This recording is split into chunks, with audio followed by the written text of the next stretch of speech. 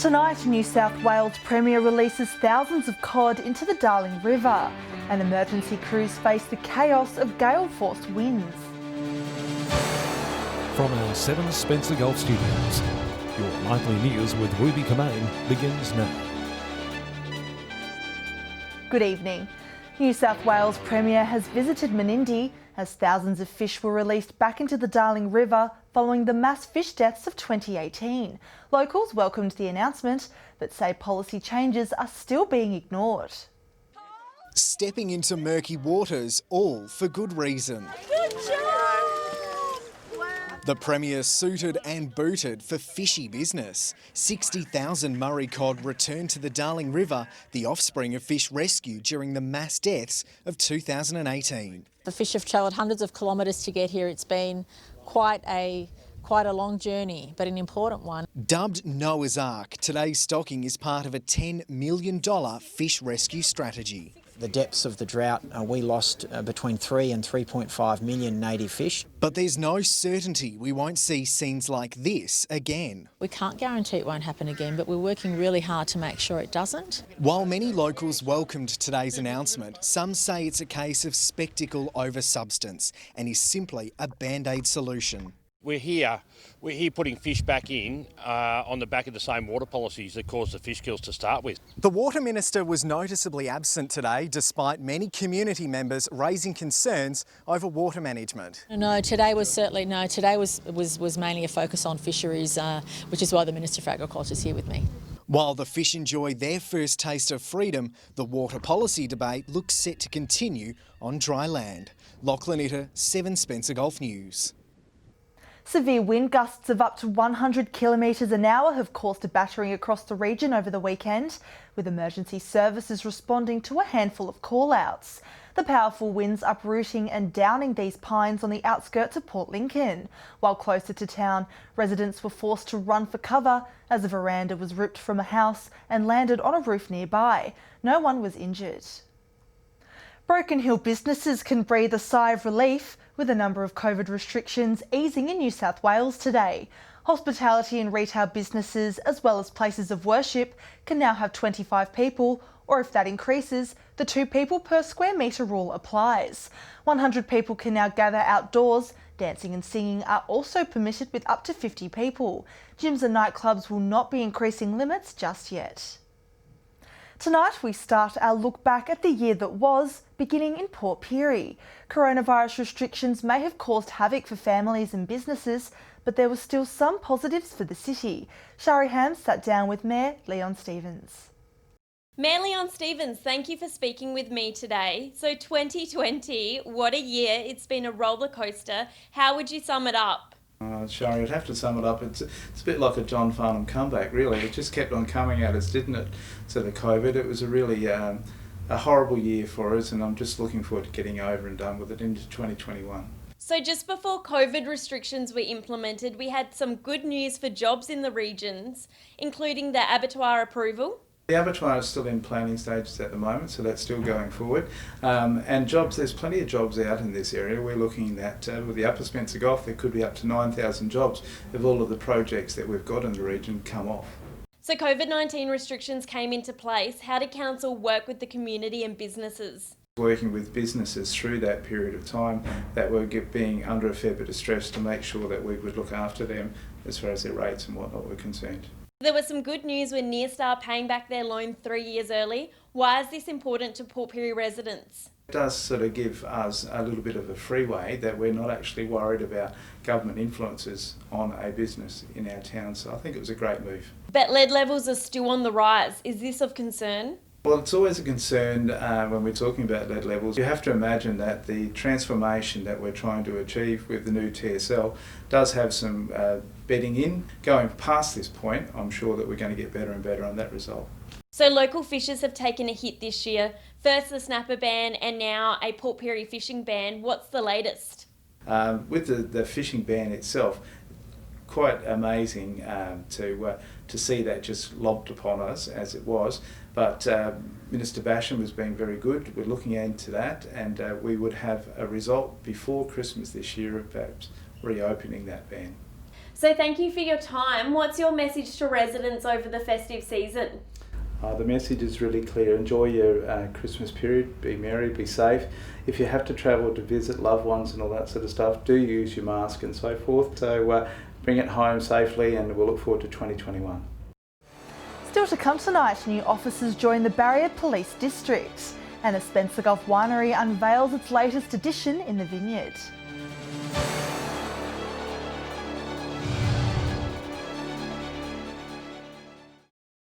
Welcome back.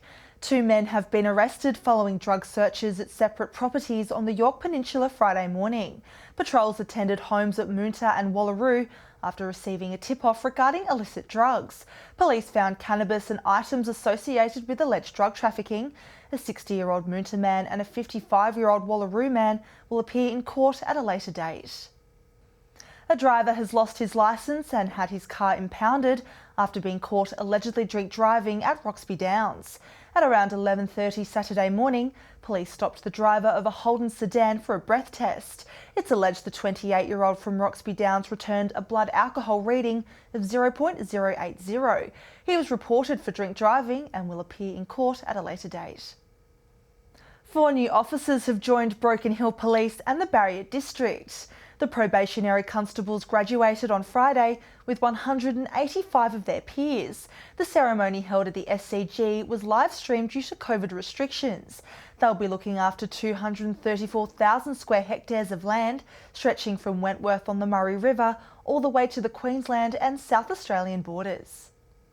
Construction on Wyala's new multi-million-dollar secondary college is underway, with the site on track to open to students in 2022.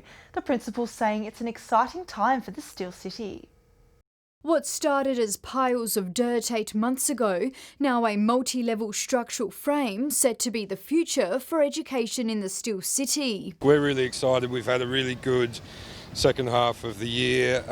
We've currently got roof going on to our administration building. Every time I drive past, I get a little bit more excited, and each week I can see the updates and how far we've come. The 2 3-storey learning precinct buildings also having roof seals finalised this week, as well as structural steel starting to go up, forming the school's state-of-the-art performing arts centre. Yeah, we're tracking really well at the moment, so there's aspects of the job that are in front. The school receiving its new name last week after months of public consultation. It's now called the Yala Secondary College, with Principal Tricia Richmond pleased with the outcome. I think it's a really strong name for this fantastic new school. The Education Department hiring a leadership team to start in the new year, set to organise the students' school curriculum. While I have my Deputy Principal Christina Scardellis and my Executive Assistant Kylie Morris already working with me, I have 7 new staff members starting with me in January. As for now, it's a school not only taking shape, but taking well with locals. Feedback we've been getting from the community so far has been great. Sophia Contagonis, 7 Spencer Gulf News. The highly anticipated cellar door at Peter Tickle Wines in Port Lincoln has opened to the public. The $3 million venue already proving popular, with customers flooding through the doors. Tucked away in the vineyards here at Peter Tickle Wines, a new multi-million-dollar cellar door is opening for the first time. Absolutely fantastic, and a credit to Peter. The plush new venue, the latest addition to the Tickle Winery, already proving popular with the locals. The wines are just amazing, and the platter to go with it has just been superb. Beautiful. Highly recommend it. It's nice to be able to open this right now and see everybody up here and enjoying our beautiful wines. The $3 million development boasting indoor and outdoor seating areas with views over the sprawling grapevines. Customers can also peer into the adjoining grape crushing facility. Port Lincoln's not necessarily known for its wines, but we think that this is a really good way for us to show what sort of wines we can produce and hopefully put us a bit on the map. More than 3 kilometres of timber and steel was used to create the wine barrel-shaped facility. It can act as a catalyst for a new industry for the Southern Eyre Peninsula, I think. The winery embracing its paddock-to-plate food philosophy with local charcuterie boards showcasing the region. It's just great now to come in and sit down at a cellar door and try some wonderful wines and have some great hospitality representing the Southern Eyre Peninsula. The iconic Line and Label restaurant is also set to reopen on January 8th. It's going to be a big weekend, and we hope to see everybody up on the hill. A top spot for a top drop, further cementing Port Lincoln as a wine lover's destination. Nathan Regter, 7 Spencer Golf News. Stay with us after the break as shark attack survivor launches his account of the terrifying incident. And emergency services take a break from the front line, having a kick for charity.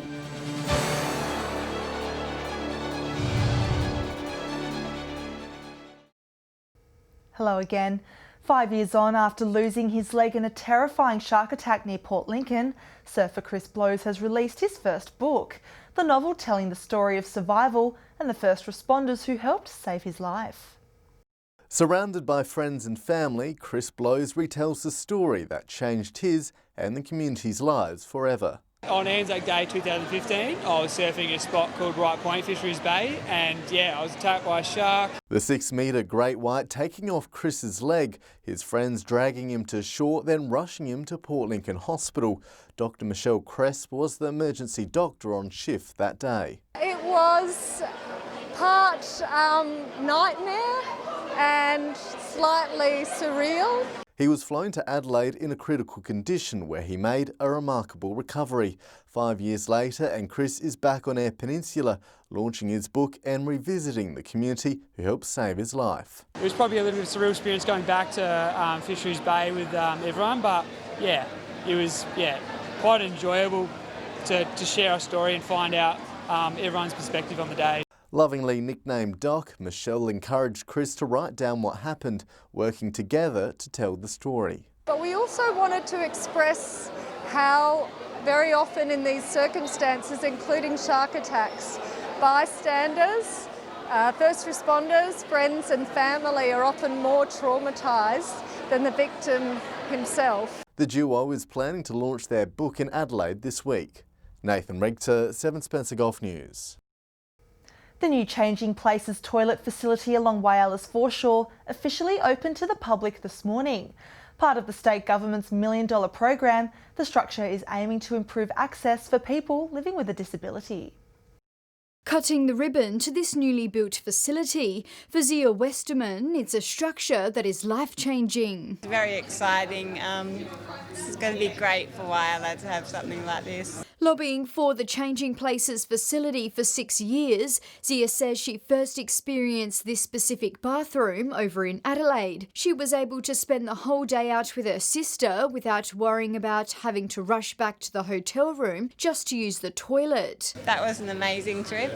We spent the whole day shopping. The new structure, part of the state government's $1.7 million program to aid people living with a disability. The chief executive of South Australia's Tourism Commission making a trip down to the Steel City today for the official opening. What this does is it provides accessible access and facilities for a broader community, and I think that's really important. Mr Hurrick saying the new facility is yet another drawcard to the Spencer Golf. We know the visitor economy in the Eyre Peninsula is a crucial one, employing over 2,100 people, over $400 million to the regional community. This is about jobs, this is about accessibility. The Changing Places facility is wheelchair friendly, including a height-adjustable adult-sized change table, a tracking hoist system and non-slip flooring. So it's something all the community can be proud of. Sophia Contigonis, 7 Spencer Golf News.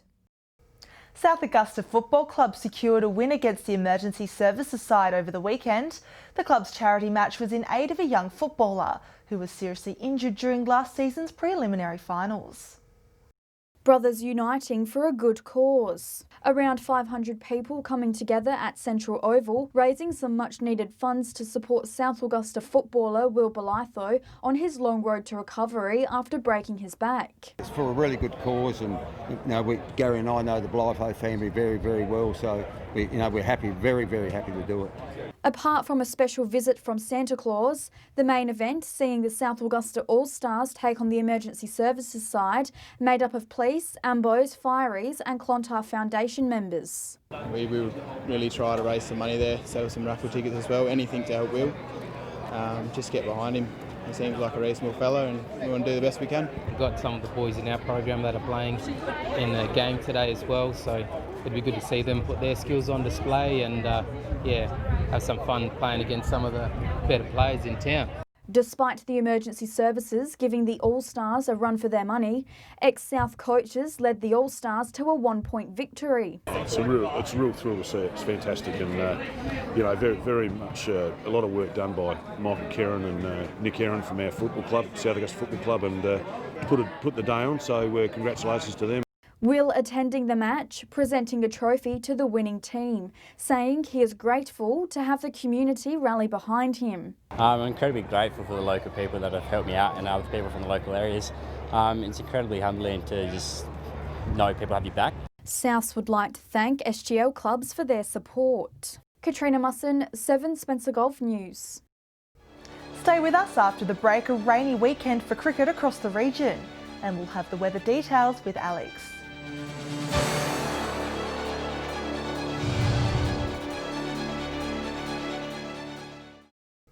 Welcome back. Entries have today opened for the Marima Indigenous Art Awards, showcasing the best local art from Broken Hill and Far West New South Wales. More than $5,000 worth of prizes are up for grabs, with the competition to be judged by Erin Vink, the Assistant Curator of Aboriginal and Torres Strait Islander Art at the Art Gallery of New South Wales. Anyone wishing to enter can pick up a form at the Broken Hill Art Gallery or West Darling Arts. Cricket returned across the region on Saturday after community sport faced a short COVID break. But a sudden bout of wet weather saw some matches washed out. Our reporter Katrina Musson has this week's cricket wrap. It was a wet weekend for cricket across the Spencer Gulf, with matches in Port Augusta, Port Pirie, Yala and Broken Hill abandoned due to rain. In Port Lincoln, and the matches pushed ahead, with the first game seeing Charlton secure a 40-run win over Tasman at Centenary Oval. Charlton batted first and made 141, bowling out Tasman for 101. Jack Shanley, man of the match, scoring 51 for Charlton. In the other game, and Southern Air had a comfortable victory over Todd River, winning by 22 runs and finishing on 240. And there was a small upset in the game between Lincoln South and Waybacks, Lincoln South managing to win by 7 wickets. In Whyalla, and the match between North Whyalla and Rupina was washed out. Meanwhile, Sunday's game saw Central Whyalla win by 7 wickets against West Whyalla at Memorial Oval. And that's all for cricket. We'll be back tomorrow night with a wrap-up of the region's other sports. Time now to take a look at what's happening in the weather. Here's Alex. Thanks, Ruby. From 3 p.m. today, it was windy and partly cloudy, a top of 24 in Port Augusta. Whyalla windy and partly cloudy, a max of 22. Kadina, a top of 19 degrees. Port Lincoln cloudy reached 18. Broken Hill windy and cloudy conditions, 24 degrees. Port Pirie morning shower 2 and windy reached 21. Woodner cloudy, 22. Cleve 19. Clare had a morning shower 2, topped 16 degrees. Adelaide reached 18. To the satellite now, areas of cloud over the southeast of the state in a cold, unstable westerly flow is causing scattered showers. High cloud in the far north near a trough is not generating any rain. Clear elsewhere under a high. Moving on to tomorrow's weather outlook now, and we'll start with the Gulf waters. Winds southwesterly 20 to 30 knots, seas between 1 and 2.5 metres. South to southwesterly swell up to 2 metres. Mainly fine conditions across the region tomorrow. Partly cloudy in Port Lincoln, set to reach a high of 21. Cleve, cloud clearing, also 21. Woodner, mostly sunny, set to reach a max of 26 degrees. Whyalla 22. Port Augusta to top 24 degrees. Kadina 23. Mostly sunny in Port Pirie, set to top 23 degrees. Clare, cloud clearing 20, and Broken Hill sunny and also set to reach 23 degrees. Taking a look further through the week now, sunny conditions across the region on Wednesday, except for in Cooper Pedy and Port Lincoln. Whyalla and Kadina both set to reach 29. Port Augusta and Woodner 32. Adelaide set to top 27. Partly cloudy across the region on Thursday, except for in Broken Hill, where it will be sunny and a top of 30. Kadina also set to reach 30. Cooper Pedy with the region's top of 35 degrees. And sunny across most of the region on Friday, but partly cloudy in Cooper Pedy and Port Lincoln, 30 in Adelaide and Broken Hill. So it looks like we're in for a nice week, and that's all the weather from me tonight. It's back to you, Ruby. Lovely, thanks for that, Alex. And that's the local news this Monday evening. Thanks for joining us. I'll have updates later. Until then, enjoy your evening. Good night.